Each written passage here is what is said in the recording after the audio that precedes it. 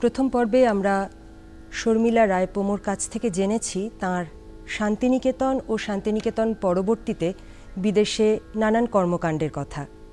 অবশ্যই আছেন রবীন্দ্রনাথ। এ পর্বে আমরা আবার দিদির কাছ থেকে আরও যে বাকি কথা রয়েছে সেগুলো জানব। আসি আপনার কাছে, যে চণ্ডালিকার কথা আমরা জেনেছি প্রথম পর্বে, তারপরে আর কি কি কাজ নিয়ে আপনি এগোলেন রবীন্দ্রনাথের কাজ নিয়ে? কর্সিকাতে 2000 সাল থেকে আমি ওই যে জননাট্য যে একটা কাজ, তার ঘিরে যে কাজ হচ্ছিল তাতে যোগ দিতে শুরু করলাম প্রতি বছর। এরকম 2007-এর দিকে আমি রক্তকরবী নাটক খুব কষ্ট করে অনুবাদ করে নিয়ে গেলাম। তা আমি ভাবছি কেউ আসবেন না, কারণ ওখানে আসেন সারা বিশ্বের যারা নাট্যকর্মী তারা আসেন, এমনকি আলো যারা করেন, যারা মাইক্রোফোন বা স্টেজ বানান তারাও, সিনোগ্রাফি, তারাও ওই কাজ শিখতে আসেন, এবং খুব নামি দামি লোকেরা ওখানে অভিনয় করতে আসেন। তা আমি ভাবছি আমি একটি কালো কালো মেয়ে এরম রক্তকরবীর গল্প বলবো, ওরা কেউ আসবে না। তো আমি প্রথম দিন রক্তকরবীর গল্প বললাম, যে গুরুদেব যে ইংরেজিতে যে প্রস্তাবনা লিখেছেন তাতে একটা শব্দ আছে ডিহিউম্যানাইজিং গ্রিড। সেই শব্দটা ফরাসি করে সমস্ত লেখাটা আমি ছোট্ট করে লিখে ওদের গল্পটা বললাম। তারপর তো আমি অপেক্ষা করছি, আমার কাছে 11টি মেয়ে এলো, ওরা বললো ওরা প্রত্যেকেই নন্দিনী হতে চায়। বাহ। এবং প্রায় 35 জন কুশীলব। তখন আমি ভাবছি আমি কি করি এতজন লোক নিয়ে। তখন আমি কিছুটা নাচের মুভমেন্ট দিলাম, যক্ষপুরীতে যারা কাজ করছে তারা যে আর একটা যে সঙ্গীত, আবহ সঙ্গীত বানালাম, সেটাতেও ছিল একটা যান্ত্রিক আওয়াজ। তার ইন্সপিরেশনটা কিছুটা বহুরূপীর কাছ থেকে পেয়েছিলাম। যখন এই নাটকটা নিয়ে পড়াশোনা করছি তখন দেখছি গুরুদেব বলছেন আধুনিক সমস্যা বলে কোনো পদার্থ নেই, মানুষের সব গুরুতর সমস্যাই চিরকালের। এবং এইটা বলতে গিয়ে উনি বলছেন যে কর্ষণজীবী যারা জমি চাষ করে এবং আকর্ষণজীবী, শব্দ দুটো শুনি আমরা আবার, কর্ষণজীবী এবং আকর্ষণজীবী, এই দুই জাতীয় সভ্যতার মধ্যে একটা বিষম দ্বন্দ্ব আছে। এ সম্বন্ধে বন্ধুমহলে আমি প্রায়ই আলাপ করে থাকি। কৃষিকাজ থেকে হরণের কাজে মানুষকে টেনে নিয়ে কলিযুগ কৃষিপল্লীকে কেবলই উজাড় করে দিচ্ছে। তাছাড়া শোষণজীবী সভ্যতার ক্ষুধা, তৃষ্ণা, দেশ, হিংসা, বিলাস, বিভ্রম সুশিক্ষিত রাক্ষসেরই মতো। কি সাংঘাতিক ভাষা এবং কি সাংঘাতিকভাবে মানে এত প্রাঞ্জল করে উনি একটা চিরন্তন সমস্যার কথা বলেছেন। এবং আজকের যুগে আমরা যখন চারিদিকে কর্পোরেট ওয়ার্ল্ড এবং গ্রামীণ সভ্যতা আমরা যখন তাকাই তখন দেখি এই দ্বন্দ্ব এখনও চলছে। এর মধ্যে উনি বলছেন রক্তকরবীর সমস্ত পালাটি নন্দিনী বলে একটি মানবীর ছবি। চারিদিকের পীড়নের ভিতর দিয়ে তার আত্মপ্রকাশ। ফোয়ারা যেমন সংকীর্ণতার পীড়নে হাসিতে, অশ্রুতে, কলধ্বনিতে ঊর্ধ্বে উচ্ছ্বসিত হয়ে ওঠে, তেমনি তাই জন্যে নাটকের মধ্যেই কবি আভাস দিয়েছে যে মাটি খুঁড়লে যে পাতালে খনিজ ধন খোঁজা হয়, নন্দিনী সেখানকার নয়। মাটির উপরিতলে যেখানে প্রাণের, যেখানে রূপের নৃত্য, যেখানে প্রেমের লীলা, নন্দিনী সেই সহজ সুখের, সেই সহজ সৌন্দর্যের। এখন আমার 11 জন নন্দিনী, প্রথম জনের বয়স 16, তার সঙ্গে কিশোর, নন্দিন নন্দিন বলে কিশোর ওকে ফুল নিয়ে এনে দিচ্ছে। প্রথম দৃশ্য মনে পড়ছে তো, ছোট্ট নন্দিনী, কিশোরী। আমার শেষ নন্দিনী যিনি আগুনের মধ্যে যক্ষপুরীতে প্রবেশ করলেন, মৃত্যুবরণ করে নিলেন, সেই বিপ্লবী সংগ্রামী নন্দিনী যিনি, যার মধ্যে ক্রোধও আছে, সেই নন্দিনী হলেন ৭৫ বছরের একজন খুব বিখ্যাত কর্সিকান গায়িকা। এবং উনি গান গাইতে গাইতে ঢুকে যাচ্ছেন ওর মধ্যে, একটা অদ্ভুত সুন্দর কর্সিকান পুরোনো দিনের গান। এটা শুধু ফরাসিতেই হলো না অন্য ভাষাতেও হয়েছে রক্তকরবী? এটা ফরাসিতে হলো, কিন্তু আমি কিরম ভাবে ব্যবহার করেছি একটুখানি বলি। নন্দিনী এসে বলছে, শুনতে পাচ্ছ? রাজা, কি বলতে চাও বলো। একবার জানলার কাছে এসে দাঁড়াও। এই এসেছি। ঘরের মধ্যে যেতে দাও, অনেক কথা বলবার আছে। বারবার কেন মিছে অনুরোধ করছো? এখনো সময় হয়নি। ও কে তোমার সঙ্গে? রঞ্জনের জুড়ি নাকি? না রাজা, আমি রঞ্জনের ও পিঠ, বিশু বলছে, যে পিঠে আলো পড়ে না, আমি অমাবস্যা। তোমাকে নন্দিনীর কিসের দরকার? নন্দিনী, এ লোকটা তোমার কে? ও আমার সাথী, ও আমাকে গান শেখায়, ওই তো শিখিয়েছে ভালোবাসি ভালোবাসি, এই বলে নন্দিনী ভালোবাসি গানটা গাইছে। এখন আমি যখন ফরাসিতে করছি, আপনারা সুরটা শুনুন। Viens par la fenêtre, je suis là. Laisse-moi entrer, j'ai plein de choses à te raconter. Pourquoi m'appelles-tu inutilement? Ce n'est pas encore le moment. Qui est avec toi? Le jumeau de Ranjan? Non, roi, je suis l'autre face de Ranjan, la partie sans lumière. Je suis l'obscurité. Pourquoi Nandini a-t-elle besoin de toi? Nandini, qui est-il pour toi? Oh, il est mon ami. Il m'enseigne les chants. Écoute son nom. Spiritu di luna d'argento luci. Spiritu di luna d'argento luci. Spiritu di luna d'argento luci. Spiritu luci. এটা হলো একটা কর্সিকান লোকসঙ্গীত। এটা বসন্তের গান। আমি এখানে ওদের ভালোবাসি যদি শেখাতাম, আমার প্রচুর সময় লাগতো, কিন্তু যে মুহূর্তে আমি একটা ওদের প্রিয় লোকসঙ্গীত দিলাম এবং তার সঙ্গে মানে ওরাও অনেকটা একাত্ম হতে পারলেন একেবারেই সম্পূর্ণভাবে, কারণ সমস্ত দলটা গাইতে লাগলো তেলেঞ্চে লুচিনে তেলেঞ্চে লুচিনে তেলেঞ্চে লুচিনে una bacanto a te। তখন কি হলো, এই গল্পটা হয়ে গেল ওদের গল্প। এই যে এই রকম এক্সপ্লয়টেশনের কাহিনী সব দেশে আছে, ফ্রান্সে আছে, কর্সিকাতে আছে, যেখানে কৃষক শ্রেণী হয়েছেন বড়লোকের শিকার। এবং এইভাবে আমি ওখানকার কাজটা করতে পেরেছিলাম, এবং এইভাবে আমি তৈরি করতে পেরেছি একটা ভাষা যেখানে ওদের যে কর্সিকান ডায়ালেক্ট সেটা আমি ব্যবহার করছি, আবার ফরাসিতে নাটকও যাচ্ছে, রবীন্দ্রনাথও আছে, আবার রবীন্দ্রনাথ একেবারে সম্পূর্ণভাবে ওনার বক্তব্যটা রয়েছে। আসলে এটাই সংস্কৃতির মেলবন্ধন। আসবো মহাভারতের কথায়। মহাভারতটাও একটা মেলবন্ধনের গল্প, কাজটার কথা বলছি। আমি 81 সাল থেকে পিটার ব্রুক আর আমি লক্ষ্য করছি যে ওরা অনেকের বই পড়ে পড়ে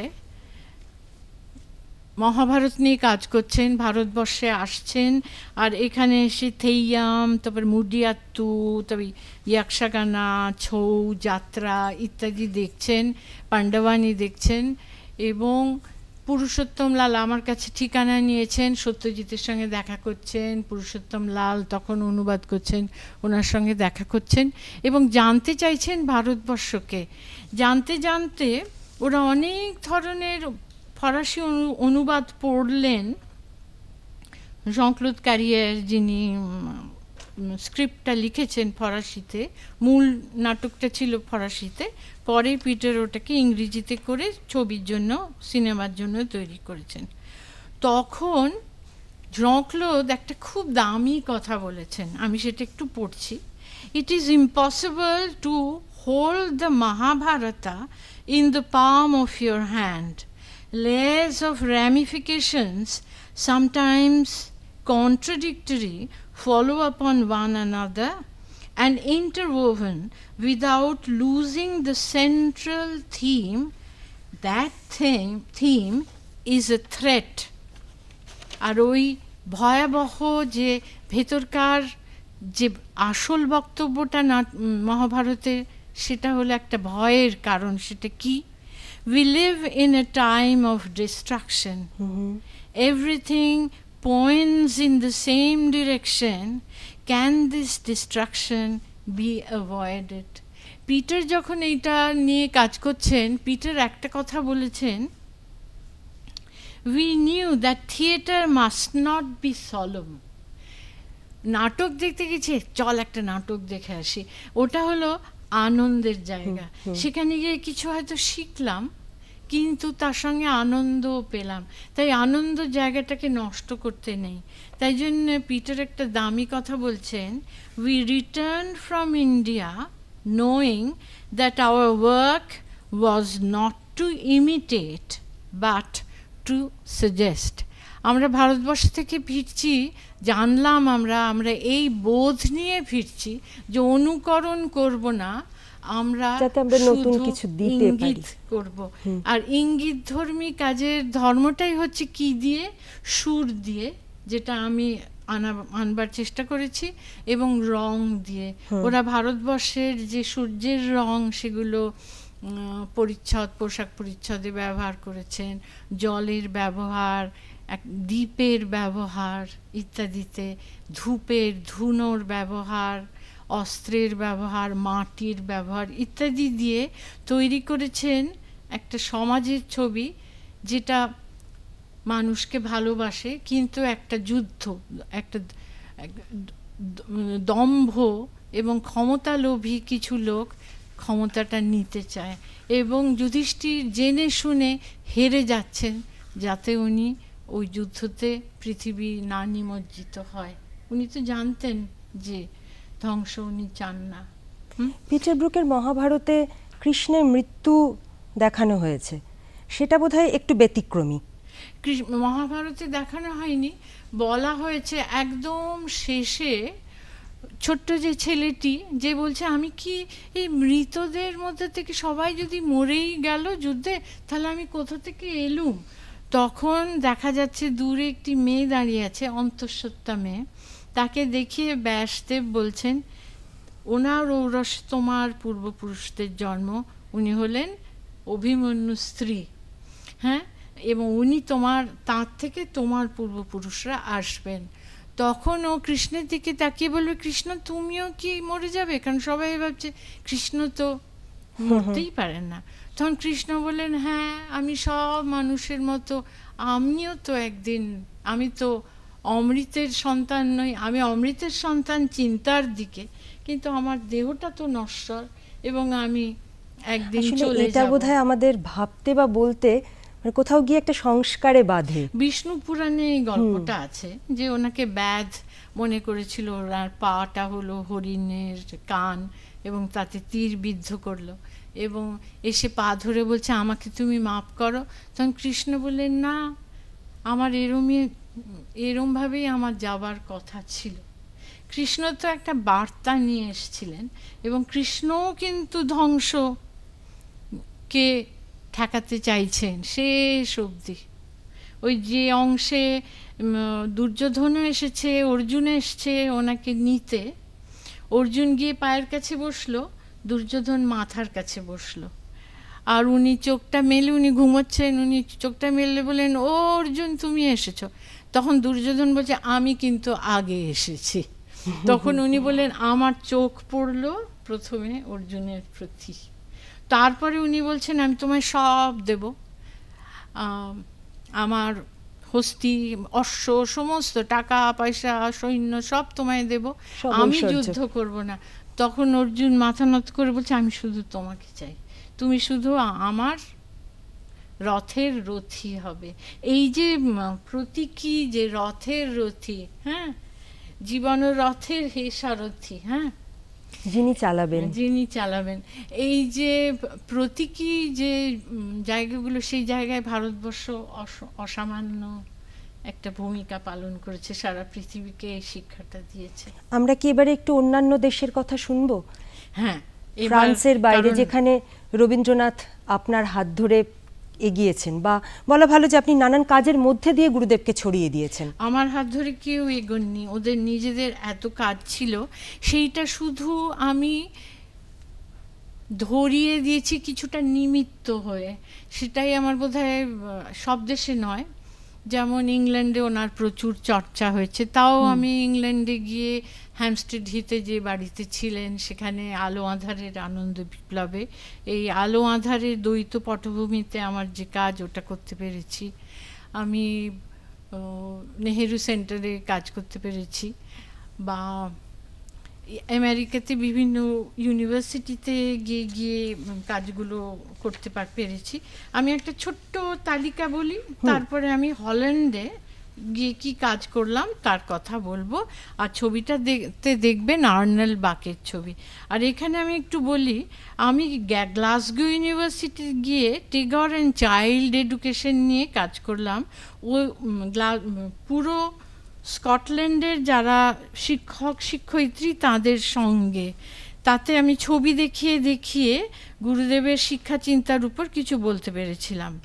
এরপরে যেটা বলবো, ট্রপিনেন ইনস্টিটিউটে আমস্টারডামে গিয়ে আমি আর্নল্ড বাকে, যিনি ভারতবিদ, সঙ্গীত রত্নাকরের যিনি অনুবাদক, হ্যাঁ, তার কথা বললাম। ওরা বাকেকে ভুলে গিয়েছিল, উনি ইংল্যান্ডেই বেশি কাজ করেছেন, যদিও উনি ছিলেন নেদারল্যান্ডসের উট্রেক্ট ইউনিভার্সিটিতে পড়াশোনা করেছিলেন। উনি সংস্কৃত জানতেন, আমি ওনার কথায় আসবো পরে। এরপরে আমি ট্র্যাডিশন অ্যান্ড মডার্নিটি নিয়ে ডার্মস্টাডট জার্মানিতে গিয়ে কাজ করতে পেরেছি, এবং সেখানে সেই দিন সত্যজিৎ চলে গেলেন, তাই আমি আছে দুঃখ আছে মৃত্যু দিয়ে শেষ করলাম। কারণ এই গানটাই গুরুদেব ওনার বাবা সুকুমার রায়ের মৃত্যুশয্যায় পাশে বসে গিয়েছিলেন। আমার এখানে একটু জানতে ইচ্ছে করলো, শুনবো আপনার কথা আবার। রবীন্দ্রনাথ আজও কতটা প্রাসঙ্গিক? এইটা বললে বোঝা যায়, কারণ অনেক বিষয় ওরাই আমার কাছ থেকে চাইছেন, ইউনিভার্সিটিটা চাইছেন। আমি একটুখানি বলি, আমি Tagore and the bowels of Bengal আমি ইউসিএলএ, যেটা লস অ্যাঞ্জেলেসের ইউনিভার্সিটি, ওখানে করছি, আবার অক্সফোর্ড ইউনিভার্সিটিতে করছি। আর সেখানে করতে গিয়ে আমার শিহরণ যাচ্ছে, কারণ ওখানে 1930 সালে রবীন্দ্রনাথ নিজেই হিবার্ট লেকচারের সময় উনি লালন ফকিরের কথা বলছেন। আর সেই জায়গাতে আর উনি এই গানটি কত সুন্দর করে শান্তিনিকেতন গ্রন্থেও আছে একটা ইয়েতে, খাঁচার ভিতর অচিন পাখি কেমনে আসে যায়, আমি ধরতে পারলে মন বেড়ি দিতে পাখির বায় কেমনে আসে যায়। এইভাবে উনি 1916 সালে বাউল গানের একটি সংকলন করছেন। উনি হারামণি বইটির একটি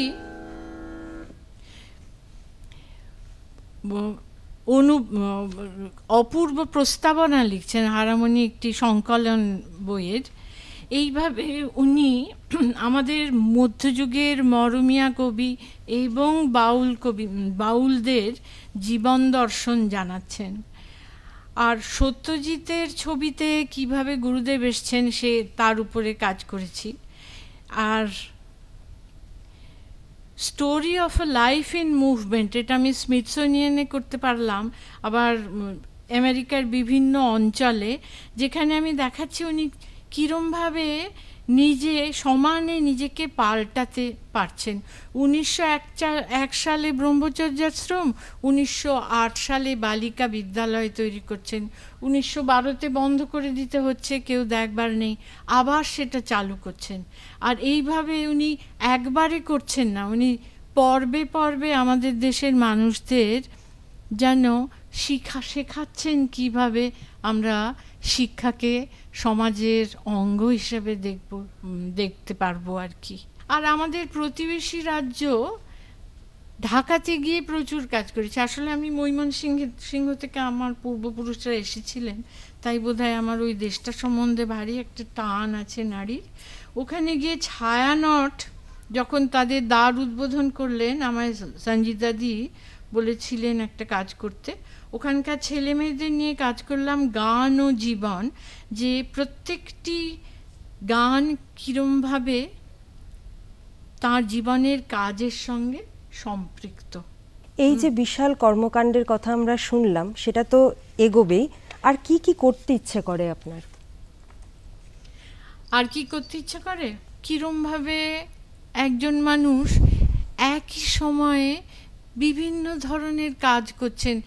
যেদিন ওনার 12,000 টাকা চাই, মাইনে দিতে হবে টিচারদের, টাকা নেই, উনি টাকার জন্য হন্যে হয়ে ঘুরছেন, চিঠি লিখছেন, বলছেন 12 যদি না পাই 6 পাই। এবং সেই দিনেই উনি কিন্তু অত্যন্ত প্রগাঢ় গভীর তত্ত্বের এবং বিশ্বাসের গান লিখতে পারছেন। তার মানে এই বৈষয়িক বাস্তবিক জীবনের যে গ্লানিকর যে দিকগুলো, সেইগুলোকে পেরিয়ে গিয়ে নিজের অন্তরের ওই আলোটাকে ধরে রাখবার ওনার ক্ষমতা ছিল। আলোচনার একদম শেষে আপনার একটা গান দিয়ে শেষ করব। আমরা একসঙ্গে গাই। মাঝের সাগর পাড়ি দেব গো, এই বিষম ঝড়ের বায়ে আমার ভয় ভাঙায় নাই, আমি মাঝের সাগর পাড়ি দেব গো। মা ভই গানের ভরসা নিয়ে ছেঁড়া পালে মুখ খুলিয়ে গো, মা ভই গানের ভরসা নিয়ে ছেঁড়া পালে বুক খুলিয়ে গো।